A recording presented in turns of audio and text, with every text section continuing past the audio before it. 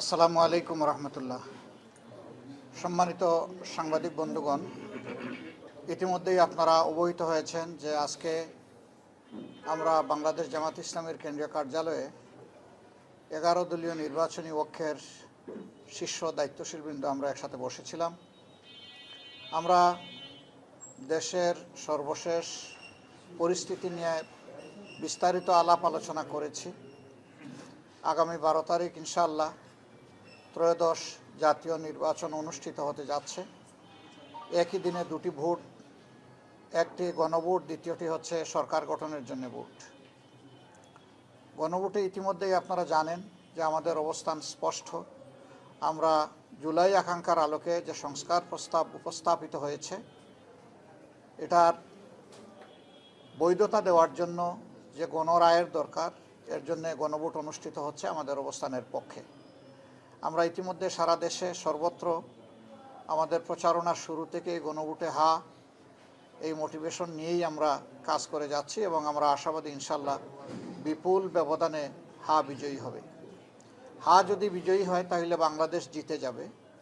যদি বিজয়ী হয় তাহলে ইনশাল্লাহ জুলাই আকাঙ্ক্ষা বাস্তবায়িত হওয়ার পথ খুলে যাবে। যদি বিজয়ী হয় তাহলে অতীতের নির্যাতন নিপীড়নের অবসান ঘটবে এবং তার যৌক্তিক ন্যায়সঙ্গত বিচার হবে। বিজয়ী হলে আবরার ফাহাদ থেকে শুরু করে আমাদের বিপ্লবী শরীফ উসমান হাদি পর্যন্ত সকলের বিচারটা তাদের পরিবার পাবে।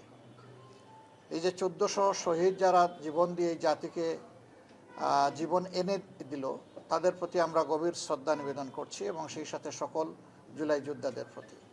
Vision QLED Google TV, where colors come alive. আমাদের অবস্থান মূল থেকেই স্পষ্ট ছিল। আমরা এই দলগুলো সবসময় সংস্কারের পক্ষে ছিলাম, আমরা পরিবর্তনের পক্ষে ছিলাম।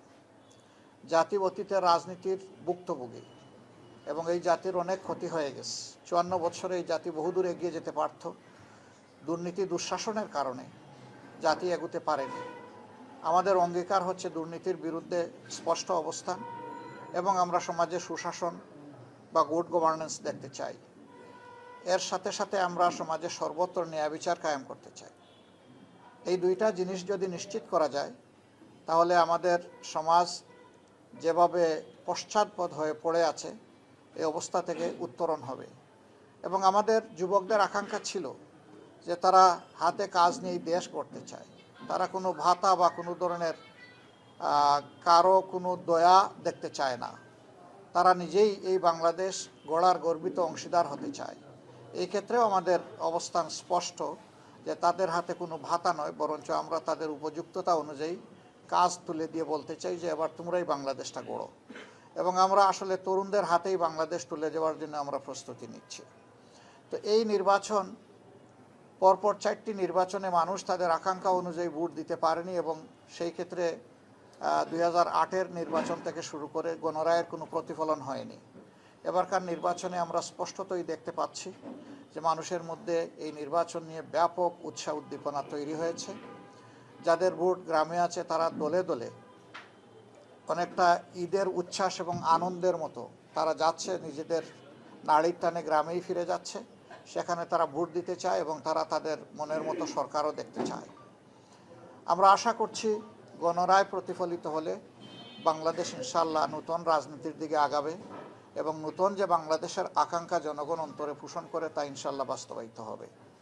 তবে এক্ষেত্রে আমরা জনগণকে বলবো যে বিভিন্ন ধরনের কথা শোনা যাচ্ছে। জনগণের সচেতনতা এবং ক্ষেত্রবিশেষে অন্যায়ের বিরুদ্ধে প্রতিরোধই কেবল সকল অপতৎপরতার উপযুক্ত জবাব হতে পারে। আমরা বিশ্বাস করি আমাদের যুব সমাজ ঘুমিয়ে পড়েনি। তাদের অসমাপ্ত দায়িত্ব পালন করার জন্য তারা এই নির্বাচনকে সফল করে তুলবে ইনশাআল্লাহ, যে কোনো মূল্যের বিনিময়ে। এবং কেউ অন্য কিছু করতে চাইলে আমরা অনুরোধ করব জনগণ যেন নিজেদের অধিকারের পক্ষে মজবুত হয়ে দাঁড়িয়ে যায় এবং স্পষ্ট জবাব দিয়ে দেয়। আমরা আশা করছি জনতারই বিজয় হবে শেষ পর্যন্ত ইনশাআল্লাহ। পিছন পথে কেউ এসে কিছু করে সফল হতে পারবেন এটা আমরা মনে করি না। নির্বাচন প্রক্রিয়ার সাথে যারা সম্পৃক্ত আছেন, নির্বাচন কমিশন, তারপরে নির্বাচন পরিচালনার দায়িত্বে যারা নিয়োজিত এবং যারা নিরাপত্তার দায়িত্বে নিয়োজিত, শৃঙ্খলার দায়িত্বে নিয়োজিত, তাদের সকলের প্রতি আমাদের অনুরোধ, আপনারা প্রজাতন্ত্রের কর্মচারী হিসাবে এ দেশ আপনাদেরও, আপনারা ন্যায়নিষ্ঠভাবে, আপনারা নিরপেক্ষভাবে, সুষ্ঠুভাবে আপনাদের দায়িত্ব পালন করবেন। তাহলে জনগণের ভালোবাসা পাবেন, সমর্থন পাবেন এবং জনগণ আপনাদের এই কাজের প্রতি সন্তুষ্ট হয়ে অবশ্যই আপনাদের মূল্যায়ন করবে। আমরা অতীতের মতো আর কাউকে দেখতে চাই না যে সরকারি প্রজাতন্ত্রের বাংলাদেশ নামের এই প্রজাতন্ত্রটির কর্মকর্তা হয়ে কেউ নির্দিষ্ট কারো পক্ষ নেবেন, এটা আমরা একেবারেই দেখতে চাচ্ছি না। আমরা কারো আনুকূল্যও চাই না, আবার আমরা অন্য কাউকে আনুকূল্য দেখানো হোক সেটাও আমরা দেখতে চাই না। আমরা চাই সবাই নিরপেক্ষতার সাথে যার যার জায়গা থেকে এই দায়িত্ব পালন করবেন।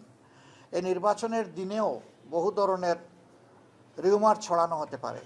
আমরা জনগণকে আহ্বান জানাবো, 11 দলের পক্ষ থেকে কোনো সুস্পষ্ট বক্তব্য না যাওয়া পর্যন্ত এই ধরনের কোনো বিভ্রান্তিমূলক কথায় মোটেই কান দেবেন না। যারা পরাজয়ের ভয়ে ভীত সন্ত্রস্ত, যে কোনো পক্ষ যে কোনো কাজ এই ধরনের করতে পারে, মিথ্যা অপবাদ ছড়াতে পারে ভয়ভীতি সৃষ্টির জন্য, আতঙ্ক সৃষ্টির জন্য। কিন্তু না, সব কিছুকে জয় করেই ইনশাআল্লাহ আপনারা সেদিন আপনাদের ভোটাধিকার প্রয়োগ করবেন এবং ভোটের রেজাল্ট হাতে না নিয়ে আপনারা কেউ ফিরবেন না। কারণ আপনি ভোট দেওয়ার পরেও আপনার ভোট নয়ছয় হয়ে যেতে পারে, আবার ভোট দেওয়ার আগেও বিভিন্ন ধরনের সমস্যা কেউ কৃত্রিম সংকট সৃষ্টি করতে পারে। এই সব কিছুকে আমরা বিশ্বাস করি এই বীর জাতি মোকাবিলা করেই ইনশাআল্লাহ 12 তারিখের নির্বাচনকে সফল করে তুলবে এবং সেই নির্বাচনের মধ্য দিয়ে যে সরকার গঠিত হবে, এই সরকার হবে নতুন বাংলাদেশের সরকার, এ সরকার হবে জন আকাঙ্ক্ষার সরকার, এই সরকার হবে কৃষক, শ্রমিক, মেহনতি জনতা সহ মুটে মাঝি মজুর সকলের সরকার, সকল শ্রেণী পেশার মানুষের সরকার, নারী পুরুষের সরকার, শিশু আবাল বৃদ্ধ বনিতার সরকার। এই সরকার কোনো দলের হবে না, এই সরকার কোনো গোষ্ঠীর হবে না, এই সরকার কোনো পরিবারের হবে না, এই সরকার হবে জনগণের সরকার ইনশাআল্লাহ। আমরা সেই জনগণের বিজয়টার দিকেই মুখিয়ে আছি। আল্লাহ রাব্বুল আলামিন একটি সুষ্ঠু নির্বাচনের পরিবেশ নিশ্চিত করে দিয়ে জনগণের আকাঙ্ক্ষা পূরণে আমাদেরকে সহায়তা করুন। আপনাদের সকলকে ধন্যবাদ। এখানে আমাদের 11 দলের অন্যান্য সহকর্মীবৃন্দ আছেন, শীর্ষ নেতৃবৃন্দ আছেন, আপনারা সবাইকে দেখতে পাচ্ছেন। কেউ ইচ্ছা করলে আমার বক্তব্যের পরেও তারা সাপ্লিমেন্ট করতে পারবেন, মোস্ট ওয়েলকাম। এবং আমরা জাতিকে এই বার্তাই দিচ্ছি, একটি সুষ্ঠু নির্বাচনের জন্য সর্বাত্মক সহযোগিতায় 11 দল প্রস্তুত। আমাদের একটা প্রশ্ন করা যাবে, সেটা হচ্ছে যে আমরা অনেক জায়গা থেকে খবর পাচ্ছি যে কিছুটা বিশৃঙ্খলা হচ্ছে, হামলার শিকার হচ্ছে। কিছুক্ষণ আগে আমরা শুনলাম যে পঞ্চগড়ে সার্জিস আলমের গাড়ি বহরও হামলা করার চেষ্টা করা হয়েছে। তো এই পরিস্থিতিতে নির্বাচন আর মাত্র কয়েক ঘন্টা আছে, অল্প কিছু ঘন্টার পরে নির্বাচন। আপনি সার্বিক আইন শৃঙ্খলা পরিস্থিতি নিয়ে কী ভাবছেন? আহ্বান তো জানালেন, কিন্তু আপনার অবস্থানটা কি, দলের অবস্থানটা কি? আসলে দেখেন, এই ধরনের বিক্ষিপ্ত বিচ্ছিন্ন ঘটনা অতীতেও ঘটেছে, এটা নতুন না। এগুলা মোকাবিলা করেই অতীতে জনগণ তাদের দায়িত্ব পালন করেছে। আর এবারকার প্রেক্ষাপটটা সম্পূর্ণ ভিন্ন। দেশের শতকরা 40% ভোটার জীবনে একটা ভোটও দিতে পারে না। তারা এই ভোটের মাঠ কেউ নষ্ট করবেন, এটা আমরা বিশ্বাস করি তারা বরদাস্ত করবে না। ভোটাররাই এর জবাব এবং প্রতিরোধ গড়ে তুলবে। তবে আমরা চাই যে শৃঙ্খলা বিধানের দায়িত্ব যে বাহিনীগুলোর আছে, তারা যেন তাদের দায়িত্বটা নিষ্ঠার সাথে পালন করে, তাহলে জনগণকে আর কিছু করা লাগবে না। কিন্তু কেউ যদি ব্যর্থ হয়, জনগণ বসে থাকবে না, জনগণ তার দায়িত্ব ঠিকই পালন করবে এবং সুষ্ঠু ভোট আদায় করে ছাড়বে ইনশাআল্লাহ। সুষ্ঠু নির্বাচনের কথা বলছেন, এটা এবং সবারই প্রত্যাশা। বাংলাদেশের নির্বাচনী কালচারে জিতলেই কেবল নির্বাচন সুষ্ঠু হয়। আপনারা যেহেতু এখানে সবাই আছেন, নির্বাচনে আপনারা শেষ পর্যন্ত থাকবেন এবং আপনারা বলছেন বিজয় নিয়ে ফেলবেন। ফলাফল যাই হোক, সেটা আপনাদের পক্ষেও যেতে পারে, বিপক্ষেও যেতে পারে। অতীতে আমরা দেখছি যে যারা না জিতছে তারা নির্বাচনকে প্রশ্নবিদ্ধ করেছে, নির্বাচন ঠিক হয়নি। আপনাদের অবস্থান কি হবে? আপনারা জয়ী হন আর বিজয়ী? আমাদের অবস্থান স্পষ্ট। আমরা বললেই এটা সুষ্ঠু হবে না, আর সুষ্ঠু হয়নি বললেও এটা ওই রকম হবে না। যখন জনগণ বলবে যে না, এটা সুষ্ঠু হয়েছে, আমরা এটা শ্রদ্ধার সাথে মেনে নেব। আমরা বিজয়ী হই অথবা আমরা বিরোধী দলে বসে, এটা কোনো ম্যাটার করে না।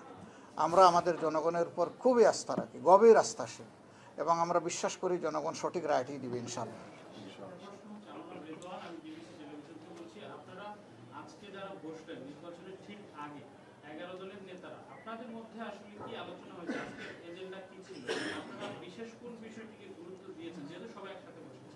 যা বলেছি এগুলোই আমরা আলোচনা করেছি, আলোচনা করেই আমরা বলেছি, আলোচনার বাইরে আমরা কিছু বলিনি।